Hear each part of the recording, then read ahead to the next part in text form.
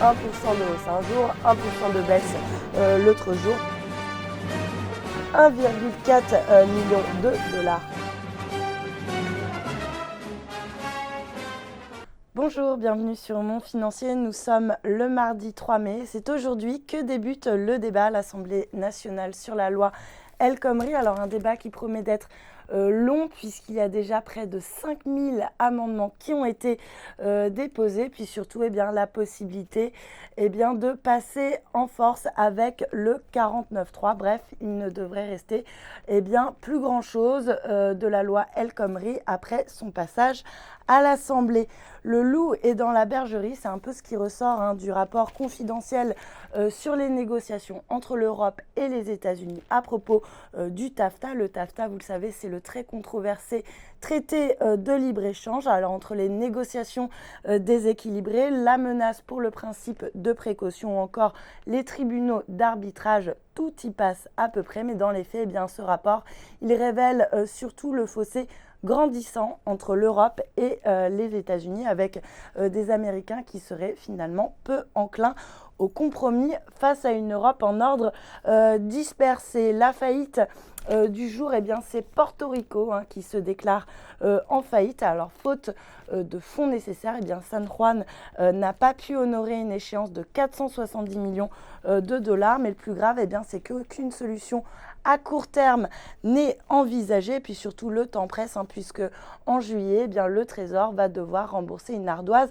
de 2 milliards de dollars. Ça commence à faire mal. Et puis surtout, un non-paiement, ça serait le premier défaut d'un État américain depuis l'Arkansas. C'était en 1933. On revient en France avec une opération transparence pour Areva. Le groupe nucléaire a avoué aujourd'hui qu'il n'excluait pas que des falsifications soient à l'origine d'anomalies qui ont été détectées dans le site du Creusot. Alors le Creusot, c'est le site où l'EPR a été construit. Alors selon l'autorité de sécurité nucléaire, près de 400 dossiers seraient concernés par ces anomalies. C'est hyper rassurant pour la filière nucléaire française. La femme du jour, elle s'appelle Isabelle Cochet. C'est tout simplement la première femme à prendre les rênes d'un fleuron français qui est coté sur le CAC 40. Il s'agit de Engie, donc c'est tout simplement la première femme à accéder à un tel niveau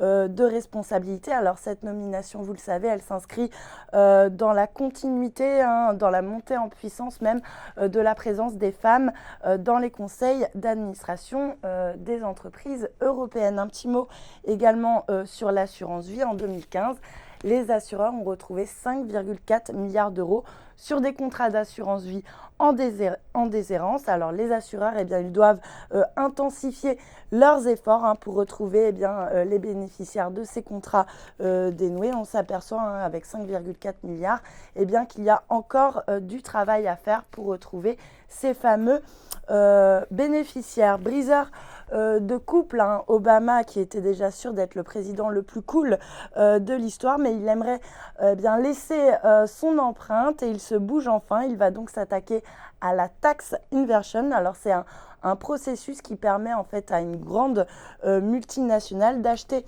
un groupe étranger pour se délocalisé fiscalement. Et du coup, après avoir fait échouer le méga deal entre Pfizer et Allergen, les autorités américaines ont torpillé le mariage entre deux géants pétroliers, Halliburton et Baker Hughes. Et puis un petit mot également sur un ninja. On connaît peut-être finalement le fondateur du Bitcoin. Alors il s'agirait finalement d'un Australien qui s'appelle Craig Wright. Alors il aurait publié finalement des preuves techniques pour prouver qu'il est bien le mystérieux fondateur du Bitcoin. Mais ces preuves, pour l'instant, elles sont un peu remises en question. Et puis on termine avec une belle histoire sur le foot anglais. Alors le meilleur championnat au monde a été remporté hier soir par Leicester. Alors c'est un tout petit groupe de foot qui a mis à mal tous les bookmakers du royaume, puisqu'au début de la saison, les chances de ce petit Leicester en Première Ligue étaient estimées à 5000 contre 1, donc ça risque de coûter très très cher aux bookmakers. Voilà pour la revue de presse, restez avec nous, très bonne journée.